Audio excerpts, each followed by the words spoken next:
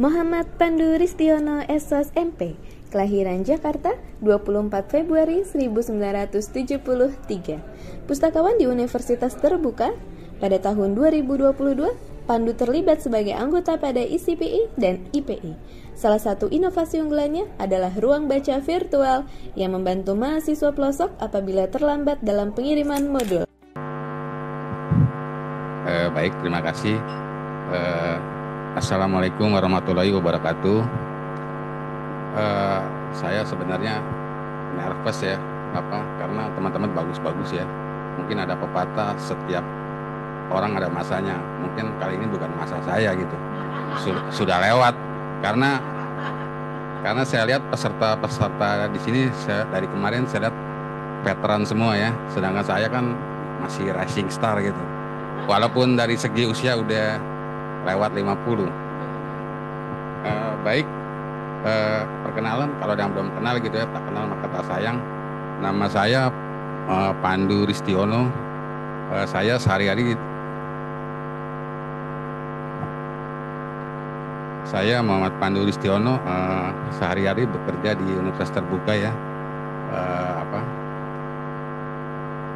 Kebetulan di Universitas Terbuka beda dengan perguruan tinggi lain, teman-teman saya lihat gitu. Jadi saya bingung juga membuat topik. Tapi pada prinsipnya itu di Universitas Terbuka itu kami itu pustakawan itu sebagai support data dan juga mitra bagi dosen di UT ya, terutama dalam hal penelitian maupun kegiatan LPPM.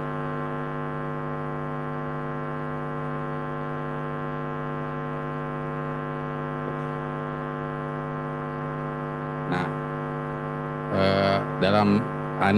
dalam kegiatan ini kebetulan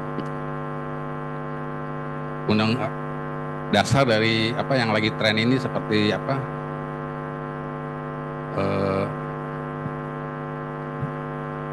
pasal di dalam Undang-Undang 43 2007 itu di pasal 2 sudah dikatakan bahwa perpustakaan diselenggarakan berdasarkan asas pembelajaran sepanjang hayat, demokrasi, keadilan, keprofesionalan, keterbukaan, keterukuran, dan kemitraan. Itu jelas ya.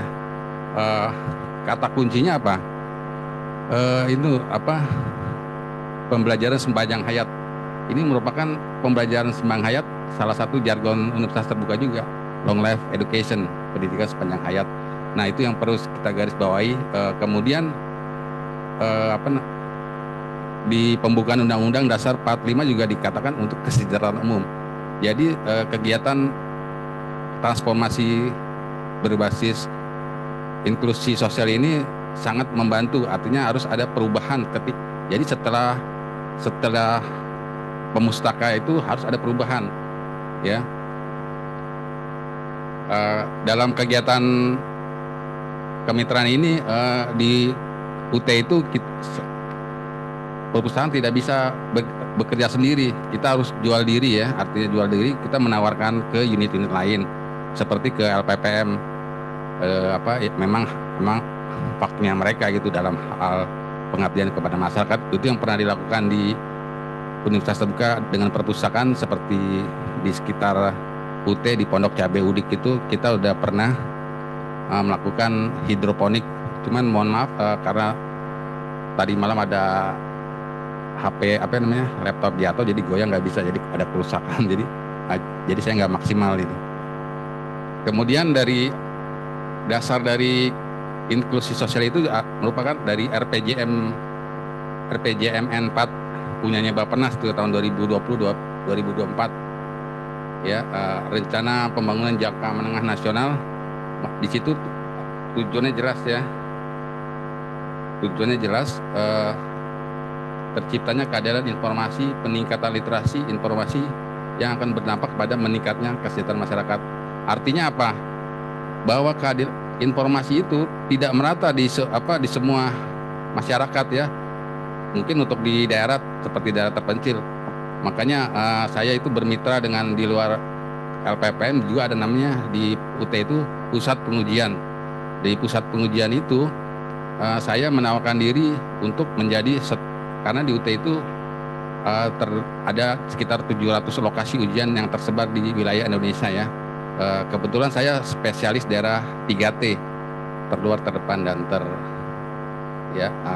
Misalkan saya pernah ke Ternate, dari Ternate saya harus naik pesawat Trigana Air ke Kepulauan Sula, atau dari Merauke saya harus naik ojek karena tidak ada pesawat Trigana Air yang cuaca mendung. Jadi saya bawa soal harus naik ojek ke namanya distrik Mapi, itu selama kurang lebih 8 jam 248 kilo ya, melewati hutan itu, rusa berlari-lari segala macam.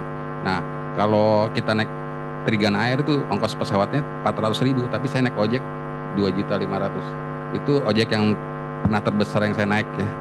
Nah, artinya apa? Informasi itu tidak merata, tidak bisa bagi semua wilayah. Kita enak menikmati informasi yang ada di Jakarta, terutama Jabodetabek, tidak seperti di pelosok dalam. Itulah tugas dari pustakawan yang berpindah jarak jauh. Kita jauh sebelum pandemi melanda Indonesia atau dunia, UT itu sudah di perpustakaannya sudah mempunyai layanan 4 ruang, namanya layanan web, tutorial, webinar. Jadi itu mungkin tidak dimiliki teman-teman di perpustakaan lain. Namun sekarang karena sudah adanya, sekarang dengan adanya COVID ini, maka aplikasi semakin marak ya, seperti Zoom, Google Meet segala macam. Nah, itu ada hikmah dari COVID. Nah, itu setiap masalah ada hikmahnya kan. Gitu. Saya juga kesini ada hikmahnya juga gitu. Walaupun paling minder, tapi kan insya Allah pede juga gitu kan. Ya, lanjut. Nah, dalam meningkatkan transformasi kita berbasis inklusi, jelas harus kita dalam hal ini literasi ya, karena literasi sangat penting. Contoh, karena kenaikan berdasarkan data yang ada dari OECD 2019 itu ya, seperti pengamat ekonomi Ibu Afiani mengatakan bahwa indeks literasi Indonesia sangat rendah, jadi ranking 62 dari 72, dan tingkat keterbacaannya itu 0,00 sekian, 0,01. Jadi 1 orang dari 1.000 yang membaca buku itu. Nah, kebetulan saya pernah, pertama anak-anak itu ya, anak-anak kecil ABG gitu kan. Kalau di Indonesia, orang ABG Indonesia membaca laptop atau segala macam, dia pasti membuka Korea, K-pop ya kan, mencari informasi K-pop. Tapi kebalikan orang Korea, karena kebetulan saya pernah 2012 ke Korea karena ditugasi untuk BIMTEK, perpustakaan sekolah yang ada di Korea. Itu di Korea itu amat ABG itu sangat membaca, literasinya itu sangat untuk diri dia gitu. Kalau di Indonesia itu literasi, terutama membaca jurnal segala macam, itu kan ranahnya akademik, tapi tidak untuk ABG Korea. Mereka giat mencari literasi jurnal elektronik gitu kan, di capture kalau di kita kan ya dosen itu kan paling membaca tulisan yang indeks Scopus, indeks WOS segala macam kan, tapi mereka di capture yang ada di media sosial yang ada di itu. Itulah karena literasinya mereka sangat bagus. Karena kalau di Korea, kalau di Indonesia, kamu nanti kalau udah besar, kalau nanti juara sekolah, hadiahnya apa? Pastikan liburan ya ke Bandung gitu kan. Kalau di Korea enggak. Kamu nanti kalau udah besar, kalau nanti juara, hadiahnya apa? Mereka minta permak muka. Nah, itulah mereka mencari literasi literasi tentang muka operasi plastik, agar cari yang murah tapi hasilnya baik.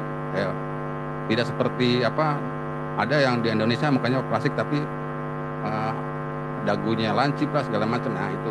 Nah, mereka tidak mau seperti itu ya. Itu guna literasi. Nah, itu juga jangan kita bangga harusnya punya presiden seperti Pak Karno itu, putra sang fajar. Mungkin nggak heran pernah lagi itu udah ada tokoh Bali dari Badung mengusulkan agar bapaknya literasi Indonesia itu Presiden Soekarno, atau bisa juga Pak Bung Hatta ya. Nah, untuk itu kita harus merubah paradigma. Jadi saya sudah beberapa kali di daerah terpencil itu di Wakatobi, Pulau Wangi ya, Pulau Wangi, terus di Kolaka segala macam. Itu mereka amat terutama yang punya jurusan ilmu perpustakaan ya, mereka amat sangat gitu, makanya sangat ingin berubah, makanya mereka berkuliah di universitas terbuka ya, sambil berusaha gitu kan. Misalkan di Ternate itu mereka menjual ikan asin, tapi dengan harga yang sehat ya, tidak seperti ada baygo segala macam. Mereka cukup, karena kan ya mohon maaf ada yang nakal kan pedagang itu, tapi kalau di mereka cukup higienis ya. Jadi kita harus merubah paradigmanya, perpustakaan itu bukan tempat buku, tapi tempat kita mencari informasi untuk perubahan diri kita gitu kan. Harus ada perubahan dari kita. Jadi kita ketika keluar dari perpustakaan harus berubah hidup kita gitu ya.